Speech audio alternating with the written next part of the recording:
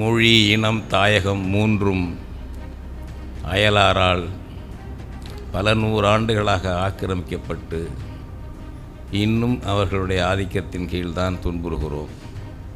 ஜனநாயக காலத்திலேயாவது தமிழர்களுக்கு ஒரு தமிழ் இனம், மொழி, தாயகம் சார்ந்த கட்சி உருவாகுமா என்று பார்த்தால் திராவிட கட்சி வந்துவிட்டது. இந்த கொடுமை பக்கத்தில் எங்கேயாவது உண்டா பாருங்கள் தம்பிலா. காங்கிரஸ் 2 எல்லைகளை மீட்டது காங்கிரஸ்காரர்கள். அந்த அகில இந்திய காங்கிரஸ் தலைமையிலிருந்து விடுபட்டு போன காங்கிரஸ்காரர்களுக்கு இருந்த இன உணர்ச்சி, தாயக உணர்ச்சி, மான உணர்ச்சி ஏன் திராவிடத்துக்கு வரவில்லை? ஏனென்றால் நீ உன் மொழி வேறு, உன் தாய்மொழி வேறு, உன் தாய்நாடு வேறு. நாங்கள் தான் சொல்லுவோம். ஏன் சொல்கிறோம்? அப்புறம் அதனால தானே வரல. நம்ம ஆட்களையே, தமிழர்களையே தன் இனத்தை மறைச்சி திராவிடன் சொல்வது தான் தன்மானம் என்று சொல்ல வச்சுட்டாங்களே. நம்ம கேள்வி இதுதாங்க. அவன் தான் ஏமாத்துறானா, நீ ஏன் ஏமாந்த?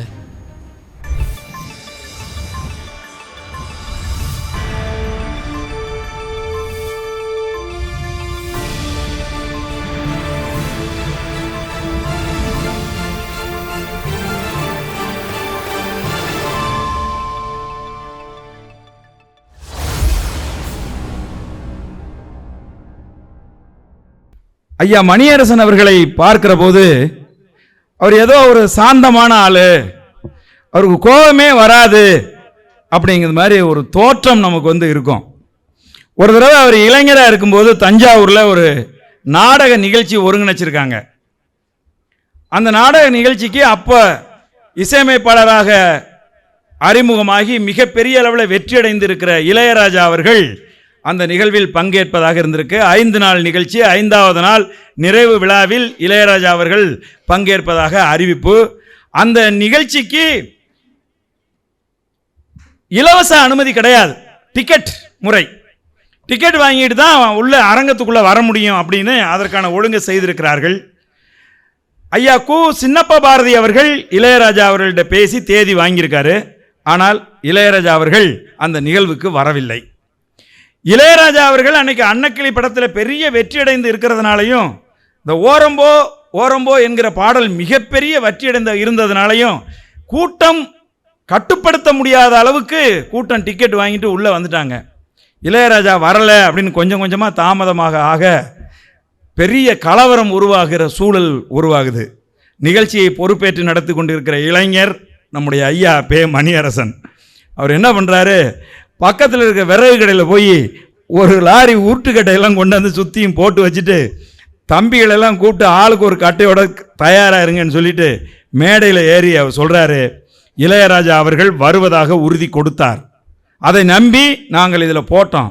யாருக்கெல்லாம் இளையராஜாவுக்காகத்தான் இந்த நிகழ்ச்சிக்கு வந்தீர்களோ அவர்களெல்லாம் இந்த நிகழ்ச்சிக்கு போய் டிக்கெட் கவுண்டரில் கொண்டு போய் டிக்கெட்டை கொடுத்துட்டு உங்கள் காசை வாங்கிட்டு வெளியில் போங்க. இல்லை கலெக்டா பண்ணணும்னு நீங்கள் நினச்சிங்க அப்படின்னா உங்களை எதிர்கொள்வதற்கு நான் தயாராக இருக்கிறேன் அப்படின்னு அன்னைக்கு சொல்கிறார். இதை ஏன் நான் சொல்கிறேன்னா, சமீபத்தில் நம்ம அண்ணன் செந்தமிழன் சீமான் அவர்களுக்கு ஒரு சம்பவம். ஒரு சில பேர் அண்ணன் வீட்டை முற்றுகையிடுறேன்னு சொல்லி சில கோமாளிகள் களத்தில் இறங்கி பெரிய அறிவிப்பு கொடுத்து வீரர்கள் போல் இறங்கி வந்தாங்க. அப்போ ஐயா மணியரசன் ஐயா எனக்கு ஃபோன் பண்ணாங்க. எங்கே இருக்கிறீங்க தோழர் அப்படின்னு கேட்டாங்க. நான் அண்ணன் வீட்டில் இருக்கேன் அப்படின்னு சொன்னேன். அந்த வீட்டு எல்லைக்குள்ள அவங்களை விட்டுறாதீங்க. வீட்டு எல்லைக்குள்ள விட்டுட்டான்னா ஒட்டுமொத்த தமிழ் தேசியத்தையே நாங்கள் அடித்தோம்னு சொல்லிடுவாங்க. அடிச்சு விரட்டுங்க அவங்கள எல்லாம். ஒரு பய கூட அந்த காலடி வைக்கக்கூடாது, அந்த தெருவுக்குள்ள காலடி வைக்கக்கூடாது அப்படின்னாரு. எனக்கு சிலுத்து போச்சு. ஐயோ என்னையா இவ்வளவு ஆக்ரோஷமா, இவ்வளவு ஒரு ஆணித்தரமா சொல்றாரு அப்படின்னு சொல்லிட்டு தான் நாங்கள் அங்கே அது அந்த அந்த எண்ணத்தோடு தான் நாங்கள் அந்த களத்தில் நின்னோம். அண்ணன் வீட்டின் வீதிக்குள் கூட ஒருத்தன் காலடி எடுத்து வைத்து விடக்கூடாது. நாளைக்கு வரலாற்றில் என்ன சொல்லிடுவான்னா, தமிழ் தேசியத்தை நாங்கள் விரட்டி அடித்தோம் என்று சொல்லிவிடுவார்கள் என்று ஆக்ரோஷத்தோடு சொன்ன எங்கள் ஐயா உண்மையாகவே ஒரு கள போராளி, உண்மையாகவே எதிரிகளுக்கு அஞ்சாத ஒரு போர் வீரன். அதனால தான் இன்னைக்கு தமிழ் தேசிய தளத்தில் எங்கள் அண்ணன் செந்தமிழன் சீமான் நெஞ்சை நிமித்திட்டு சொல்கிறார், எங்கள் தத்துவ தலைமை, எங்களுக்கு தத்துவத்தை வகுத்து கொடுக்கிற தத்துவ தலைமை என்று சொல்லுகிறார். ஐயா மணியரசன் அவர்கள் தமிழ் தேசிய பேராசான் இந்த வாழ்த்துறையில் ஏற்புரை வழங்குவதற்கு அன்போடு ராவணா வலையொலியின் சார்பில் அழைக்கின்றேன்.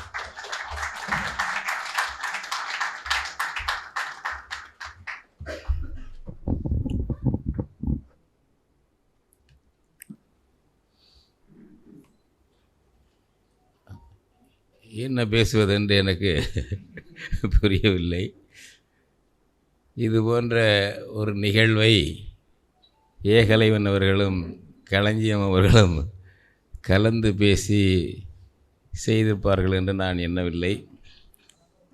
இருந்தாலும் எழுச்சி மிக்க ஒரு தமிழ் தேசிய நிகழ்ச்சியாக இது நடந்து கொண்டிருக்கிறது.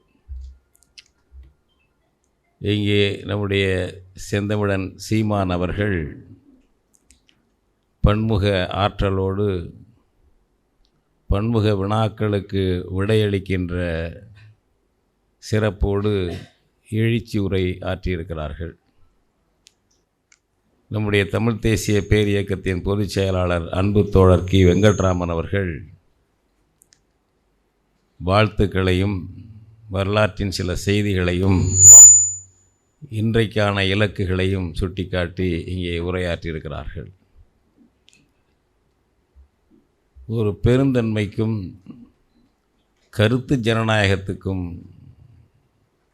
உரியவராக ஐயா பேராயர் சாம் இயேசுதாஸ் ஐயா அவர்கள் விளங்குகிறார்கள் என்பது அவரோடு நான் உரையாடி கொண்டிருந்த பொழுதும் சரி, இங்கே மேடையில் வந்து பேசிய போதும் சரி நமக்கு விளங்கியது. அவர்கள் தன்னுடைய நூல் திரட்டுகளை காட்டி வேண்டிய நூல்களை எடுத்துக்கொள்ளுங்கள் என்றார்கள்.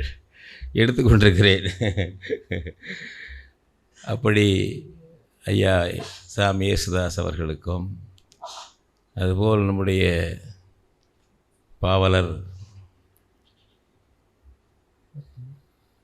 கவிபாஸ்கர் அவர்கள் இளமையிலிருந்து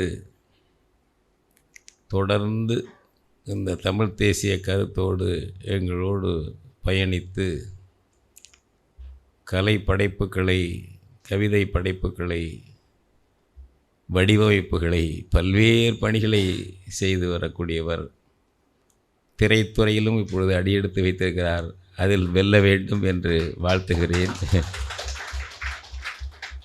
அவர்களும் இங்கே சிறப்பாக கவிதை வழங்கினார்கள்.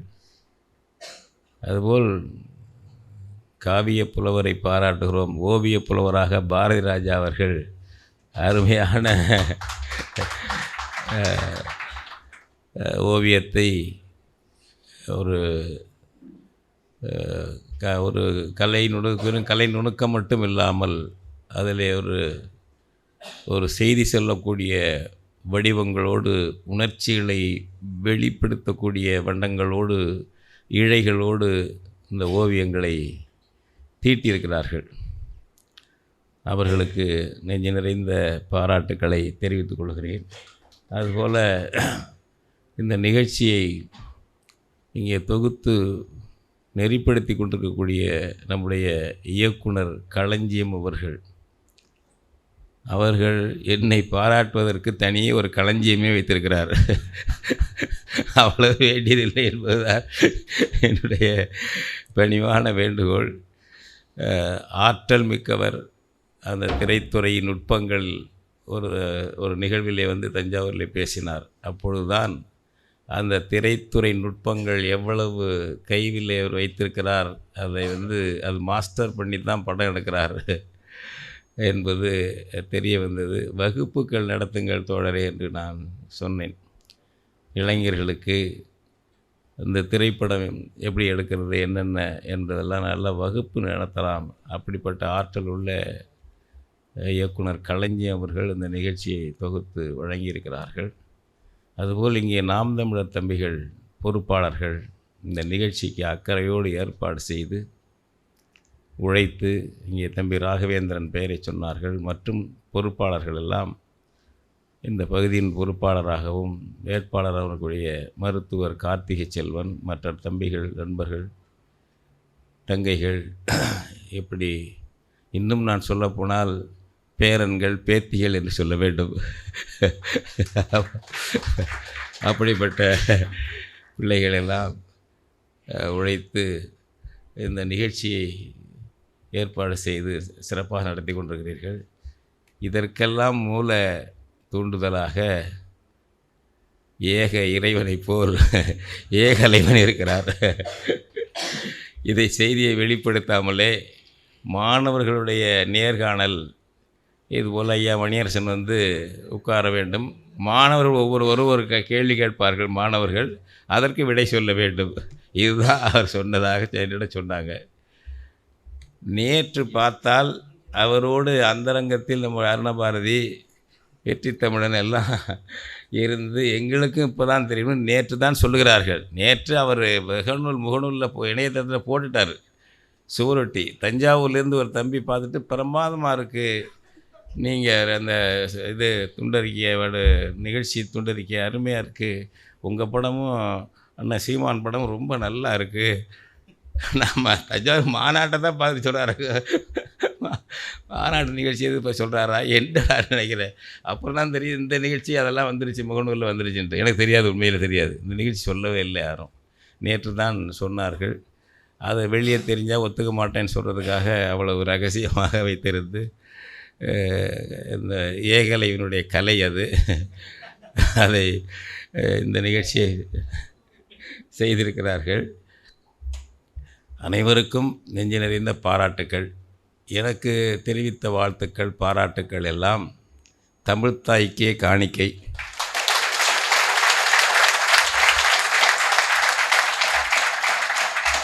நம்முடைய மொழி இனம் தாயகம் மூன்றும் அயலாரால் பல நூறாண்டுகளாக ஆக்கிரமிக்கப்பட்டு இன்னும் அவர்களுடைய ஆதிக்கத்தின் கீழ்தான் துன்புறுகிறோம்.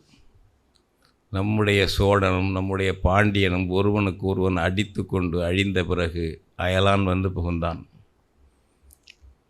டெல்லியிலிருந்து சுல்தான்கள் வந்தார்கள். பிறகு நாயக்க விஜயநகர தளபதிகளும் நாயக்க மன்னர்களும் வந்தார்கள். பிறகு வெள்ளைக்காரர்கள் வந்தார்கள். அவன் போன பிறகு டில்லிக்காரர்கள் வந்தார்கள். ஜனநாயக காலத்திலேயாவது தமிழர்களுக்கு ஒரு தமிழ் இன மொழி தாயகம் சார்ந்த கட்சி உருவாகுமா என்று பார்த்தால் திராவிட கட்சி வந்துவிட்டது. இந்த கொடுமை பக்கத்தில் எங்கேயாவது உண்டா பாருங்கள் தம்பிலா. அவனும் காங்கிரஸ் கட்சி வச்சுருக்கான், பாஜக வச்சுருக்கிறான், ஆந்திராவில், கேரளாவில் அகில இந்திய கட்சிகள் வச்சுருக்காங்க. ஒரு கர்நாடகத்தில் இந்த ரெண்டு எதிரிகளை சந்திக்கக்கூடிய வாய்ப்பு அந்த தேசியவாதிகள் யாருக்கும் கிடையாது. இந்திய ஏகாதிபத்தியவாதிகளையும் திராவிட ஏகாதிபத்திய கையாட்களையும் ஆரிய அங்காளி பங்காளிகள், ஆரியனும் திராவிடனும் அங்காளி பங்காளிகள், இவர்கள் இங்கே கோல் வச்சுக்கிறார்கள். இவர்களை நாம் ஏற்றுக்கொள்ள தயார்தான். அவர்கள் நம்மை ஏற்றுக்கொள்ளவில்லையே. வேடம் போட்டு திராவிடன்னு சொன்னால் தான் பத்திரமாத்து தங்கம், தமிழன்னு சொன்னால் கலப்படம், மாற்று குறைச்ச, அது இழிவு, பாப்பானு வந்துடுவான் என்றெல்லாம் பீதி ஊட்டி நம்ம நம்ம ஆட்களையே தமிழர்களையே தன் இனத்தை மறைச்சி திராவிடன் சொல்வது தான் தன்மானம் என்று சொல்ல வச்சுட்டாங்களே. நம்ம கேள்வி இதுதாங்க. அவன் தான் ஏமாத்துறானா, நீ ஏன் ஏமாந்த? உலகத்தின் முதல் குடி, முதல் தாய்மொழி தமிழ் தான். அதில் ஒன்றும் மாற்று கருத்தே இல்லை. ஏன் ஏமாந்த? அந்த காலத்தில் ஏமாந்துருப்பானா? சிவபெருமான் சொன்னால் கூட உனக்கு உண்மை ஏற்றுக்கலைன்னா குற்றம் சொல்லிட்டு போங்கிறான். நெற்றிக்கண் திறப்பினும் குற்றம் குற்றமே. எவனுக்கு இந்த மரபு இருக்குது? நமக்கு இருக்குது. நம்ம ஏன் இப்படி ஆகணும்? தொடர்ந்து அயலார் ஆட்சியின் கீழ் இருந்ததனால் உளவியல் பாதிக்கப்பட்டு போனோம். மரபு வழியாக அயலார் ஆரியர்கள் நம்முடைய உளவியலை சிதைத்தார்கள், மொழியை சிதைத்தார்கள். தண்ணீர் என்றால் ஒரு இழிவு, ஜலம் என்றால்தான் புனிதம், நாகரிகம் என்று சொல்ல வைத்தார்கள். நம்ம சொன்னோம், நம்ம பாட்டி கூட அன்னையும் பிதாவும். ஏன் பிதா எங்கேருந்து வந்தது? இந்த பித்து எங்கேருந்து வந்தது? அன்னையும் தந்தையும் முன்னறி தெய்வம் சொன்னால் என்ன குற்றம் வந்துடுமா? நீங்கள் இன்னும் நீங்கள இன்றைக்கும் கோயிலுக்குள்ளே தமிழில் அர்ச்சனை பண்ண முடியலை. சமஸ்கிருதம் தான். நம்ம ஆட்களே கேட்குறாங்க. அடிமைக்கு பழக்கப்பட்டு போன மனிதர்கள், நுகத்தடி சுமந்து பழக்கப்பட்டு போன காளைகள் வண்டிக்கு பக்கத்திலே கொண்டு போனாலே அது இடமா வலமா என்று தானே போய் நின்று கொள்ளும். இப்போ உள்ள தலைமுறை தெரியாது அது. வண்டி மாடுற நாங்கள்லாம் நம்ம வீட்டில் பிறக்கிற கண்ணுக்குட்டிகளை தான் பழக்குவோம், கஷ்டப்பட்டு பழகுவோம். ஏர் ஓட்டுறதுக்கு ஏறு கலப்பை நான்லாம் உழுது காய்ச்ச கை. லீவில் படிப்பில் லீவ் வரும்போது எங்கள் அப்பா ஏர் விட சொல்லிடுவார். நீங்கள் கற்றுக்கணும். நாங்கள் அப்போ அந்த நம்ம வீட்டில் பிறந்த கண்ணுக்குட்டிகள் இருக்கே, கால கண்ணுக்குட்டி, உழவுக்கு பழக்குவோம். கஷ்டப்பட்டு பழகின பிறகு மூத்திரிகிட்ட கொண்டு போனால் தனியாக தானாக களத்தை கொண்டு போய் எடுத்து கொடுத்துரும். அந்த மாதிரி தமிழ் இனம் ஆயிடுச்சுங்க. நம்ம இனமாக இப்படி ஆகிறது. இதில் உருவான தமிழ் அறிஞர்கள் அவர்கள் தான் தமிழ்நாடு தமிழருக்கே முழக்கம் கொடுத்தாங்க. இந்தியாவே முதல்ல எதிர்த்து போர் தொடுத்தது தமிழன் தமிழச்சி தான். எப்போ எடுத்தாங்க? அரசாங்கம் இந்தியை கொண்டு வந்ததுக்கு முன்னாடி காங்கிரஸ் தீர்மானம் போட்டான். ஒவ்வொரு அனைத்து இந்திய காங்கிரஸ் மாநாட்டிலையும் தீர்மானம் போடுவான் காங்கிரஸ்காரன். இந்தியை வெள்ளைக்கார அரசு ஆட்சி மொழி ஆக்கணும், கல்வி மொழி ஆக்கணும், குறைந்தபட்சம் கல்வி மொழியாவது ஆக்கணும்பா. அடுத்தது, வெள்ளைக்காரன் கல்வி மொழி ஆக்குறானா இல்லையா என்று காத்திருக்க வேண்டாம், காங்கிரஸ் கட்சி இந்தி பிரச்சார சபைகளை அங்கங்கே தொடங்க வேண்டும் என்று தீர்மானம் போடுவான். அப்பொழுதெல்லாம் எதிர்த்து ஊர்வலம் போவார்கள், கண்டனம் செய்வார்கள். தமிழ்நாட்டிலே தமிழ் உணர்வாளர்கள், மன்றங்கள் வைத்திருந்தவர்கள், பின்னாடி அறிஞர்கள் வந்தார்கள். அப்படி அவன் ஒவ்வொரு காங்கிரஸ் மாநாட்டிலையும் தீர்மானம் போடும்போதும் அதை எதிர்த்து, அந்த இந்தியை எதிர்த்து, அதற்காக உருவானதான் தமிழ் மன்றங்கள் எல்லாம்.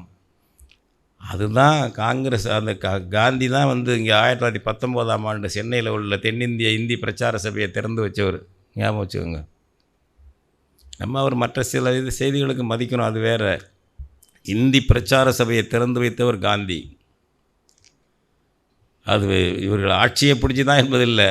காங்கிரஸ் என்பதே ஒரு ஆரிய தலைமை, ஆரிய பிராமண தலைமை, ஆரிய வைசிய தலைமை. அது இந்தி ஏகாதிபத்தியவாத தலைமை. அதுக்கு பிறகு ஒரு தம்பி பிறந்தவன் தான் பாஜக. முதலில் உள்ளவன் காங்கிரஸ், ஆரிய ஏகாதிபத்தியவாதத்துக்கு அடுத்தது உள்ளவன் பாஜக. தம்பியை கூட கொஞ்சம் தீவிரமாக இருப்பான். ரெண்டும் ஒன்று தான்.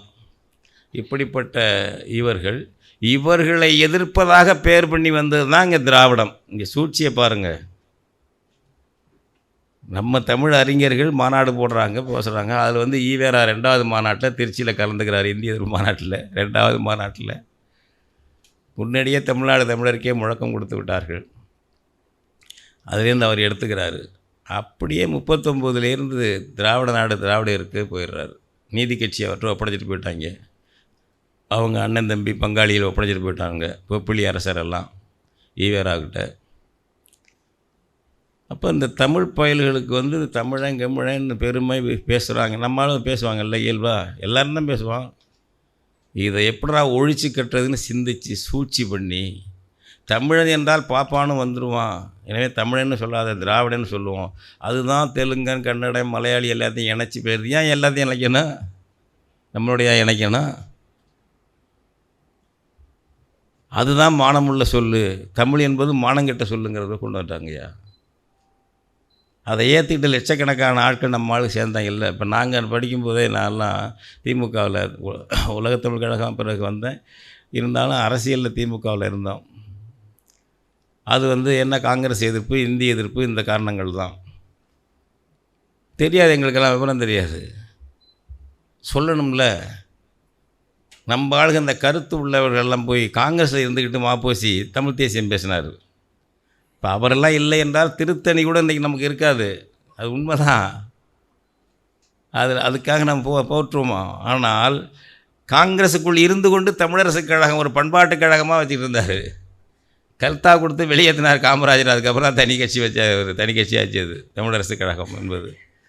நம்ம ஆட்களுடைய முன்னோர்களுடைய நம்ம இனத்தில் தோன்றி இனப்பெருமை, மொழி பெருமை, தாயக பெருமை பேசியவர்களுடைய பலவீனங்களை சொல்லுகிறேன்.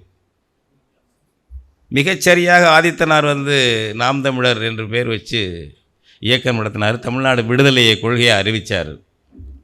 ஈழத்தையும் சேர்த்துக்கலாம் என்று சொன்னார். தமிழ்நாடு விடுதலையை கொள்கையை சரியாக ஆரம்பித்தார். ஒரு 2 தேர்தலில் தோற்ற உடனே அப்படியே பலவீனம் அடைஞ்சு போய் திமுகவிலே சேர்ந்துட்டார். 67 62 தேர்தலில் தோல்வி அடைஞ்ச உடனே இந்த பலவீனங்கள், இந்த மாதிரியான பலவீனம் நம்ம இனத்திலேருந்து வந்ததுனால தான் தொக்கா போயிடுச்சு. அவங்களுக்கெல்லாம் தொக்கா போயிடுச்சு. இப்போ அந்த மாதிரி வளைச்சி பார்க்குறாங்க. சீமானை வளைக்க முடியல. அதான் பிரச்சனை. ஆமாம், நாங்கள் தான் பொன்மொழி வச்சுருக்கோமே, கடந்த கால சாதனைகளிலிருந்து வீரம் பெறுவோம், கடந்த கால தவறுகளிலிருந்து பாடம் பெறுவோம். ஆமாம், அப்படி தான் இப்போ எங்கள் ஆட்கள் தான். ஐயா மாப்போசி ஆதித்தனார் பண்ண தவறுகளையும் நாங்கள் புரிஞ்சுக்கோம்ப்பா, அவங்க பாராட்டுறதையும் நாங்கள் செய்வோம். தெற்கல்லே மீட்டவங்க யார் இன்றைக்கி கன்னியாகுமரியை? காங்கிரஸ்காரர்கள். காமராஜ் தலைமையை மீறி, காங்கிரஸ் தலைமையை மீறி நேசமணி நாடாரெல்லாம் நேசமணியெல்லாம் கட்சி விட்டு நீக்கிவிட்டாங்க. ஞாபகம் வச்சுக்கோங்க.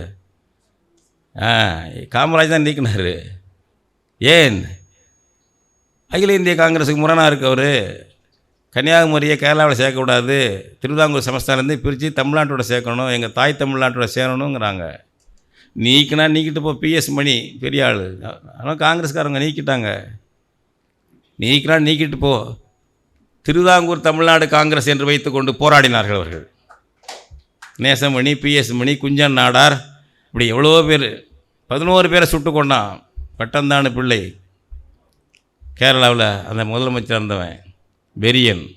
நம்ம மக்களை 11 பேரை சுட்டு கொண்டான்.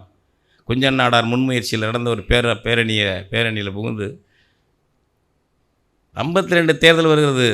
திருவிதாங்கூர் தமிழ்நாடு காங்கிரஸ் போட்டியிடுது. நேசமணி நாடாளுமன்ற வேட்பாளர். அவர் எதிர்த்து போய் காமராஜ் பேசுகிறார். அங்கே நம்ம இனத்துக்குள்ளே பாருங்கள். அதையும் தாண்டி நேசமணி வெற்றி பெறுகிறார் 52 மக்களவைத் தேர்தலில். ஒரு காங்கிரஸ்காரன் இன்னைக்கு கன்னியாகுமரி இருக்குதுன்னா காங்கிரஸ் கட்சியாலாம் இருக்கு. திராவிடம் என்ன போச்சு? எங்கே போச்சு? நீ 52, 55, 56 இங்கே தான் இருந்தீங்க. 40கள்லேருந்து அப்படியே கொக்கரிச்சிக்கிட்டு இருக்கீங்கல்ல திராவிட கட்சியை வச்சுக்கிட்டு. என்ன பண்ணீங்க?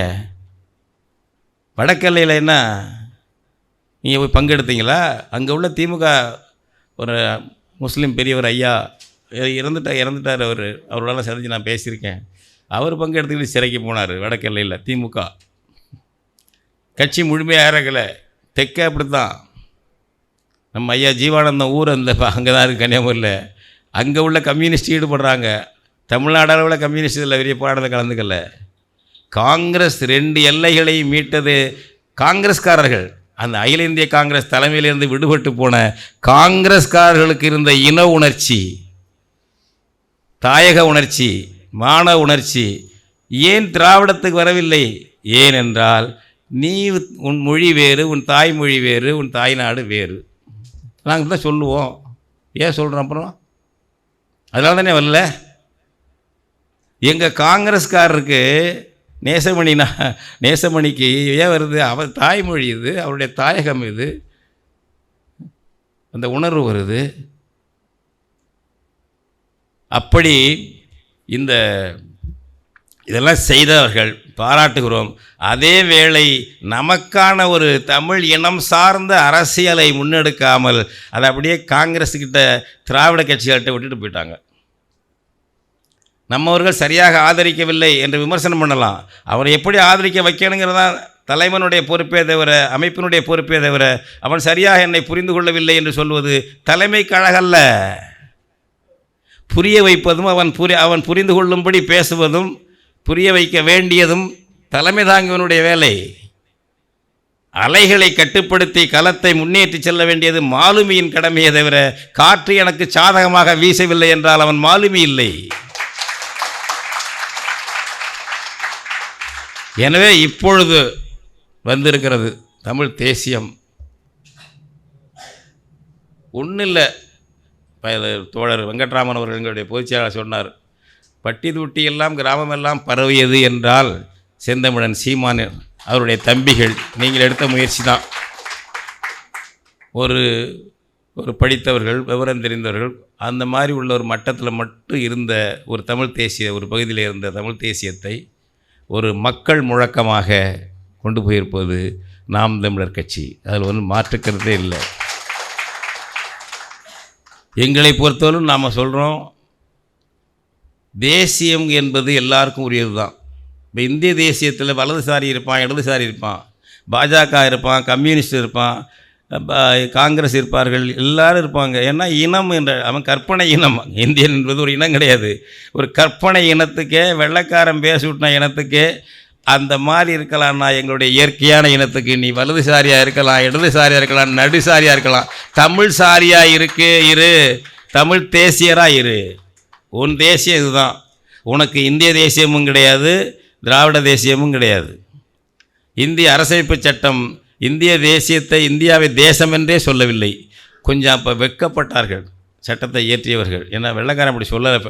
1935 கவர்மெண்ட் ஆஃப் இந்தியா ஆக்டில் சொல்லலை, ஃபெடரேஷன் என்று சொல்லிவிட்டு போனான் வெள்ளைக்காரன் இந்தியாவை. அதை அப்படியே 100க்கு 100 மாற்ற இந்திய தேசியவாதிகள் வெட்கப்பட்டு யூனியன் என்று சொன்னார்கள். India that is Bharat shall be a union of states என்று சொல்லிவிட்டு போனார்கள். எனவே அவன் இந்தியன் என்று ஒரு இனம் சொல்லவில்லை. இந்திய அரசு சட்டத்தில் ஞாபகம் வச்சுக்கோங்க, சிட்டிசன் ஆஃப் இந்தியா தான் சொல்லப்பட்டிருக்கு. நம்முடைய இனம் தமிழ் இனம், நம் தமிழர்கள். அவர் சில பேர் சொல்லுவாங்க தமிழ் தேசிய இனம்னு சொல்லுங்கள், சொல்லாமல் இருங்க தம்பிலா, தமிழ் இனம்னு சொல்லிட்டு போங்க, மக்கள்கிட்ட புரியணும்.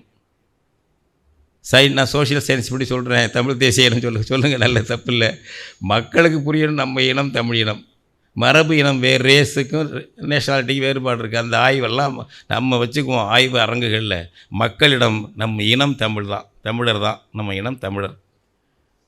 நம்ம மற்றவங்களை யாரையும் அரவணைக்காமல் இல்லை, எல்லாரையும் அரவணைப்போம், எல்லாரையும் சமமாக கருதுவோம், எல்லாருக்கும் வாக்குரிமை உண்டு, எல்லாரையும் சமமாக கருதுவோம்.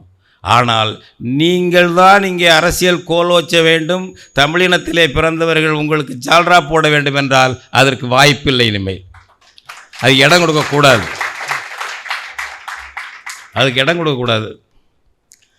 இந்த நம்முடைய முன்னோர்கள் எடுத்த முயற்சிகள், அவர்களுக்கு ஏற்பட்ட நிலைமைகள், தாழ்வுகள், தமிழ் இனத்துக்கு ஏற்பட்ட அவையெல்லாம் என்று கருதி ஒரு காயம்பட்ட புலி போல வேகத்தோடு செயல்படுங்கள்.